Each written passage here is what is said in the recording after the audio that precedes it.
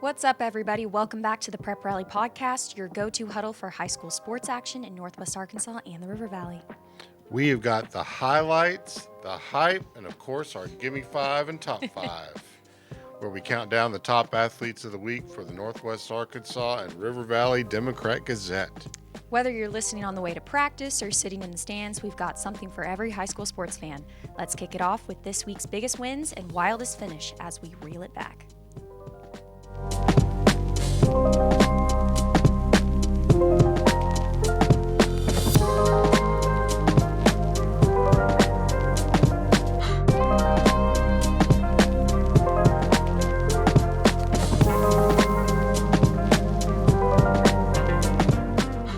Hi, I'm Sydney Ruth Mulvannon. Welcome back to the Prep Rally Podcast. I'm here with Graham Thomas of Northwest Arkansas and Leland Barclay of the River Valley. All right, guys, so let's talk about the biggest wins and the wildest finishes. Well, I mean, it has to start with where you guys were at, right? Yes, Greenwood and Bentonville West. What a showdown that was, Sydney. I can't wait to hear your take on this. I mean, the whole crew and I were down there and we were holding our breath. It was a battle to the finish, and it was, touchdown after touchdown.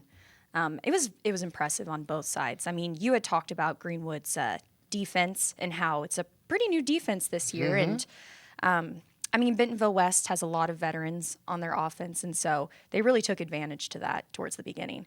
At the end, it was wild finish, but I think it just shows the testament of Bentonville West and that they can compete against anybody. Oh, yeah. I mean, if you can compete with Greenwood, take them down to the wire at Smith Robinson Stadium and have a chance to win, yeah, you can compete with anybody in the state. So I'll look forward to seeing how Bentonville West fares. Great battle down there. Great win for Greenwood. They had to play a full quarter of Leland. We talked about it. We thought, Greenwood would probably have to play a full game, which has not been the norm the last few years. And I will say, y'all, I did pick Bentonville West on the show. So, they were close. It was a 35-31 win for Greenwood, but they were close. Leland, what did you hear about this one? Well, of course, it was 28-28 at the half. We talk about offenses, and both of these teams, I think it's safe to say they have prolific offenses, especially with Trey Thompson, very versatile. He threw for 123 and a touchdown, ran for 97 yards and a touchdown. But really it came down to defense in the second half, especially at the very end. There was only one touchdown scored in this game in the second half.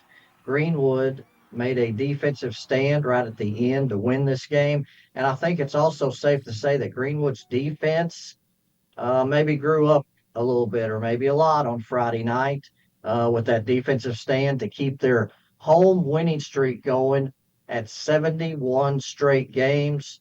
Kane Archer, the senior quarterback for Greenwood, improved to 27-0 as a starter.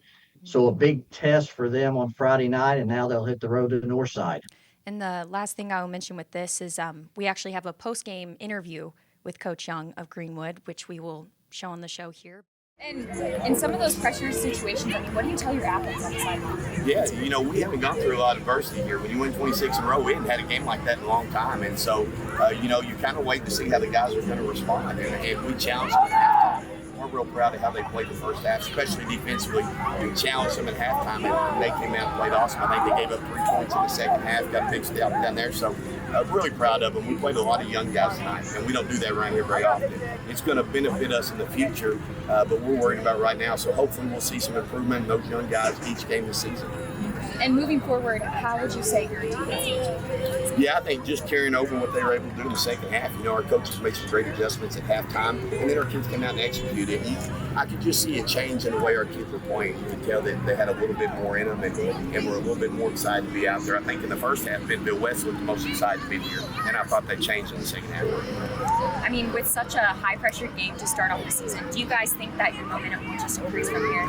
Yeah, that's going to help us. Like you said, going through that adversity and it points out some weak spots because when things aren't going good, you can see who's going to step up and who's going to back up. And we had some kids step up tonight. We had some sophomores play really well, make some big plays. and we can build our stuff around those guys. And who are some of those names that you talk about? Yeah, Braxton Canada, I thought he was really good. Wide receiver, sophomore, playing his first game tonight. Made a couple touchdowns. I thought he was really good. Briar Hackler started linebacker. Drew Dickinson, outside linebacker, playing with a broken wrist tonight, had it clubbed up. He was a sophomore flying all over the field. Gunnar Flannery was a sophomore that was out there. Jackson Cepeda, our right tackle, played the whole game. So I think there were 6 sophomores that played a lot of minutes tonight and did really well. And so those guys will continue to get better. But another thing, too, is he had a lot of younger guys step up. One of them including Braxton Canada. I mean, so he had a lot of young guys kind of step into those pivotal roles. And you would have never known. So that was impressive to see younger guys kind of stepping up on that team. Braxton Canada was one of Leland's Gimmie 5 younger players to watch from earlier last month and some of the publications that we did. So Leland, let's move on to the Battle of the Bone. Just give you a little bit about what you've garnered from that. I know you weren't there, but you hear about it and you read the stories, and then from there take us to the Battle of Rogers Avenue. And we'll wrap up rivalry week. The Battle of the Bone, of course, for the second year in a row, Van Buren made a defensive touchdown at the very end of the game to kind of clinch it. It was a close game going into that final possession for Alma, both last year and this year.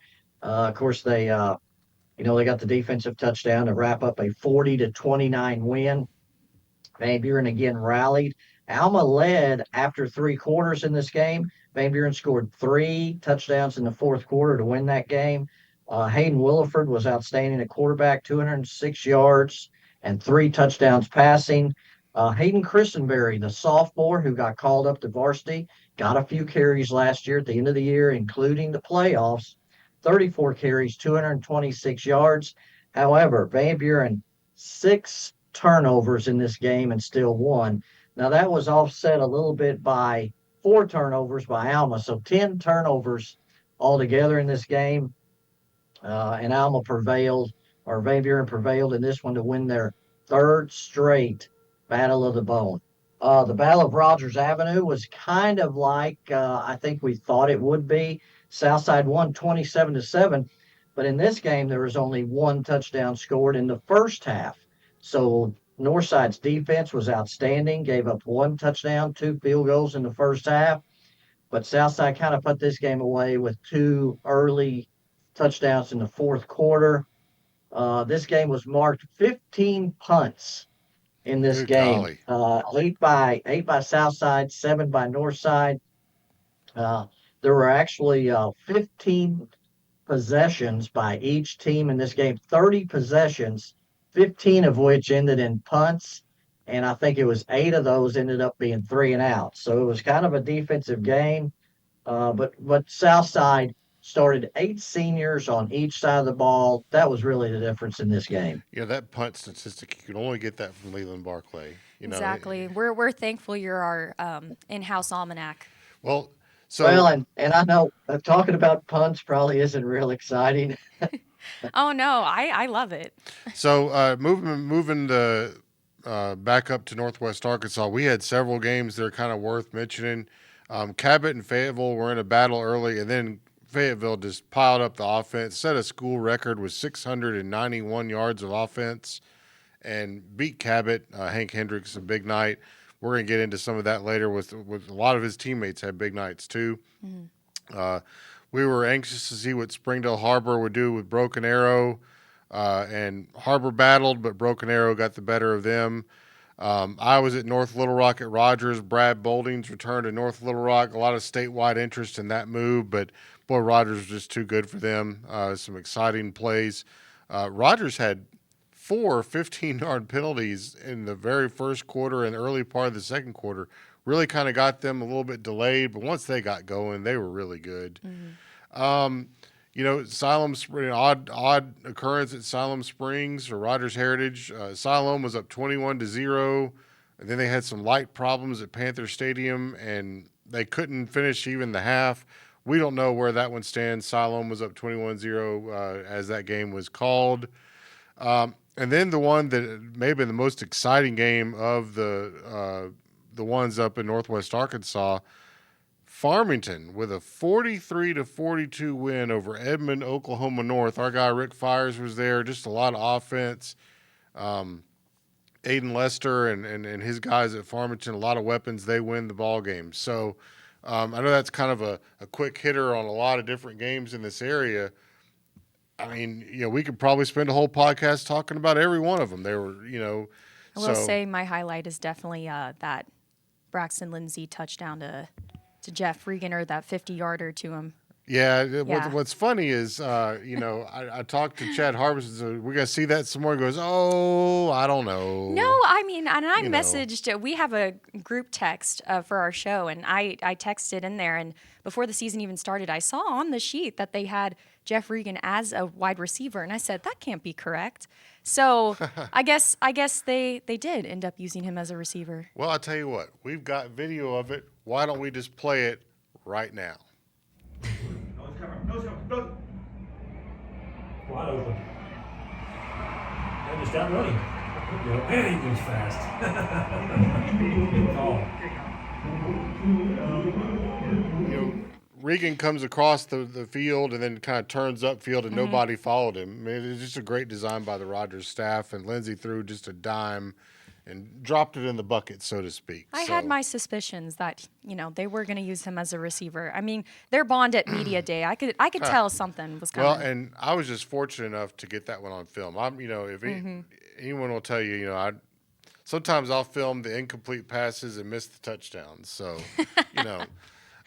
but it was an exciting first week, and we had a lot of great coverage in the River Valley Democrat-Gazette and in the Northwest Arkansas Democrat-Gazette. So, success week 1, success week 0. We're on to week 1. Well, all right. I think that's a good segue into our sponsor of the show, which is West Termite. Take control of your pests with West. Whether it's termites, mosquitoes, bed bugs, weeds, or lawn disease, West has the experience serving Arkansas, Missouri, and Oklahoma since 2003. Book your free consultation online today at westtermite.com. After all, West knows pests best. You do that really well, by the way. West knows pests best. Thank you. That's a tough one right there. All right, but when we come back, we will be making predictions about the upcoming matches. Stay tuned. Welcome back to the Prep Rally Podcast. We are going to get into our upcoming matches and predictions. Boys, take it away. All right. So, Leland, as always, there's a lot of good games in the River Valley this week, but what do you have your eye on? Well, we're going to keep it in Crawford County. The battle for the Treasure Chest Trophy, Mountainburg at Cedarville. Big battle in northern Crawford County between these two longtime rivals that goes back into the early 80s. That's the biggest game in the River Valley this week, is another rivalry game, along with Booneville at Ozark, which is another rivalry game, and it's a little unusual. Ozark plays 3 rivals, longtime rivals. This is number 2 out of 3. They won last week against Clarksville they met for the 98th time. So Booneville at Ozark, another big one. Okay. Well, I know Southside's off this week. Northside and Greenwood play. Siloam Springs at Alma. I mean, we can just kind of go down the list there. There's a lot of good options to choose from. How about up here? Broken Arrows making the trip back over to Northwest Arkansas to take on the Fayetteville Bulldogs at Harmon Field. Little Rock Christian is making the trip up to Shiloh Christian. And both those teams are playing their season openers. They didn't play in week 0. And just the absolute titanic matchup that everybody in the state's going to have their eye on, Conway at Bentonville. A rematch of the semifinals from last year. And, that's just going to be a great ball game. It was a great ball game the last 2 years, a great ball game in the semifinals, which Bentonville won last year. And I tell you what, I wish I could be at every one of these that we mentioned. That would be just a lot of fun. There's nothing I love more than seeing those top final matchups that you see at the end of the season at the beginning. Oh, yeah. I just love it. It's like football is here. Yep. And to kind of give you an example of that, Sydney, last year Conway kind of pulled away from Bentonville and beat them pretty bad in the regular season. At Conway, Bentonville turns the tables and beats them in the semifinals. So just because you lose this one doesn't mean that all's said and done. Exactly. So let's do some who you got. Who you got? We got 5 games to do this week. So let's start it off in the River Valley. Leland just referenced it earlier. Boonville at Ozark. Leland, who you got? Boonville was shut out last week at Poto, Oklahoma, Class 4A school, a very good team, a lot of tradition there. Boonville committed 4 turnovers in the first half. I do think they get that corrected, but from what I understand, there were several injuries in that game, and Ozark evidently looked very good last week, 323 yards rushing, a very physical Ozark team. I like Ozark in this one to win at home in another rivalry game. Sydney, you giving us a pick on this one? I'm going to go with Ozark. You know what? I'm going to go with Ozark, too. Just very impressive. I think Boonville's going to be a really good team. They may just need to get their feet under them a little bit. I did not expect them to get shut out by Poto. That was a little bit surprising. All right, Siloam Springs at Alma. Doug Lockridge makes his return to Alma as the football coach at Siloam Springs. He was the head coach at Alma and the AD at Alma, and he was at Charleston. Really successful. They've got a good team at Siloam Springs. I tell you what, I'm gonna ride with Siloam Springs here, Leland. Biased. Well, I do have a cheerleader on the team there, so I just think that I got to watch Siloam Springs against Heritage on the film, and they look like they're a hungry football team. I'm gonna go with the Panthers. Sydney, who you got? I'm going to go with Alma in this one. Leland, who you got? I'm tempted to go with Siloam Springs because since you have a cheerleader there, I'm thinking that maybe you have a little bit of inside information about Siloam No, don't Springs. let him And tempt you, Leland. That's not oh, true. I'm not. Oh, I'm not. I'm not easily influenced.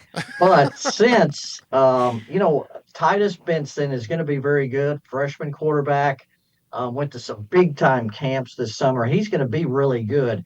But and last week's half allowed him to kind of get his feet wet and get used to Friday Night Lights. I think Alma still corrects some things. Chase Parker looked very good in his first start at quarterback. And how about Samuel Slagle? Caught a touchdown, ran for a touchdown, threw a touchdown pass. I like Alma at home in this one. Music to my ears. I knew he was going to come to my side. Sam Schlegel. You talk about a guy that's going to be circled on the scouting report. He'll be circled for sure, but I know Siloam's got some kids too that they're going to have that Alma will have circled as well. All right, real quick, Broken Arrow at Fayetteville.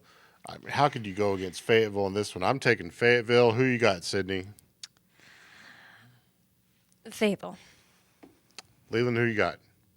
I don't see Broken Arrow coming to Northwest Arkansas 2 weeks in a row and going 2-0. I like Fayetteville after that big offensive performance on Friday night to have another one this week. All right, 2 more left. We're going to go Little Rock Christian at Shiloh Christian. Sydney. I'm going to go with Shiloh Christian. I will also go with Shiloh Christian. Assuming, Cole Creighton keeps his collarbone healthy this time. Mm-hmm. He's broken it 2 years in a row in this game, but I think he stays upright. Shiloh Christian wins. Leland, who you got? I just think Little Rock Christian, these are going to be 2 of the best quarterbacks in the state going at it on Friday night. I just think Little Rock Christian maybe have a little bit extra in this game, and I think the Warriors win. All right, while we got you here, Leland, Conway at Bentonville. Man, who you got, Leland? Well, this was before, Conway last week had 728 yards of offense. Wesley Tapp threw for 407 yards and 3 touchdowns. They had 2 running backs go over 100 yards. They had 3 receivers with over 100 yards receiving. So they're a very good offensive team. But I have picked Bentonville number 1 in the state. I'm the lone holdout over Bryant in the Arkansas Sports Media poll. So I've got to pick Bentonville, and I have faith in them that they'll win this game. Let's be real about this. Bentonville is not Jonesboro, which Conway did that too. So Bentonville at home, Bentonville. I'm going Bentonville. Sydney, who you got? It was a battle last season. It's going to be a battle this season. This is the hardest pick of all of them, but I'm going to have to say Bentonville as well. Oh, man. Well, I hope we didn't give them the kiss of death. That's usually what happens when we all go the same way. All right, so that's who you got this week. We will take a break, and when we come back, we will reveal our Gimme 5 for the week. Welcome back to the Prep Rally Podcast. Before we get into the Gimme 5 and Top 5, we want to remind everyone that NWAOnline.com and River Valley Democrat-Gazette.com are the premier spots to get all the latest news on high school sports.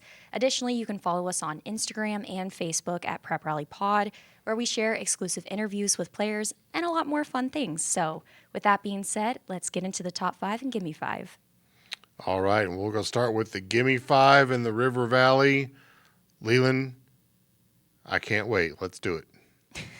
These are the top 5 performances in the River Valley from the last week out of many, but these are the top 5. Number 5, Jaden Warden of Van Buren golfer shot a personal best 41 to win her second straight medalist honors last week at Ben Guerin Park. Wednesday, they're at Alma. Number 4, we're going to go with girl power again. Ella Shelby, a Fort Smith Southside senior, recorded her 1,000th dig in the first set of a 3-1 win over Harbor as Southside improved to 2-0. Number 3, Jasir Posey. I think we've heard that name before. Pecola quarterback started the season the way he left off last year in a 42-7 win at Antlers. 28 of 36 for 402 yards and 4 touchdowns.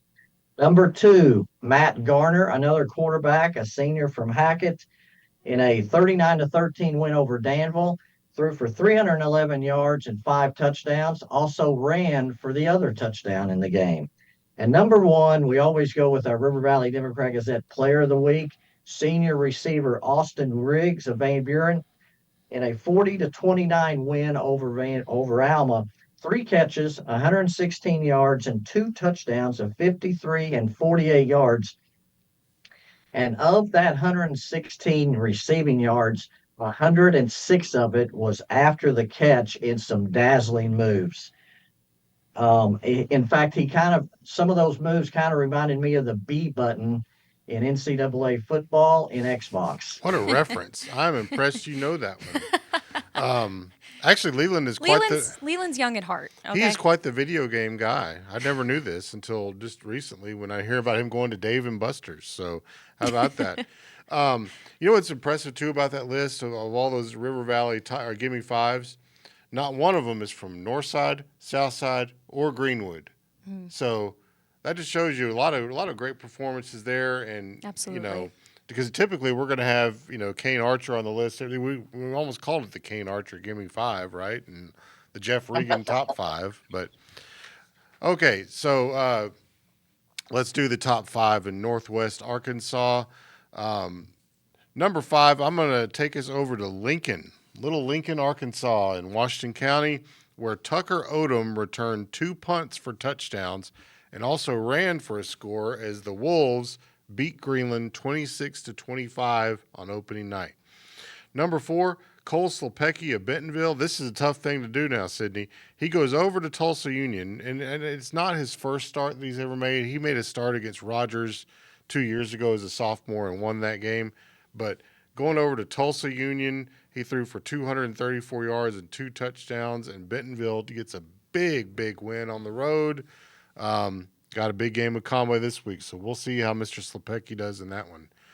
Jeff Regan, he threw 2 touchdown passes. He ran for a touchdown and received 1. That's the trifecta. Sam Schlegel did the same thing, and just a really hard thing to do in a football game, but what a night he had, and just a great athlete, Jeff Regan. Speaking of great athletes, man, Fayetteville is they are loaded. Fayetteville Weapons is my number 2 for top 5. We're going to start with Hank Hendricks, 471 yards passing, 691 yards of offense, a school record. How about the twin brothers, Caleb and Kenyon Johnson?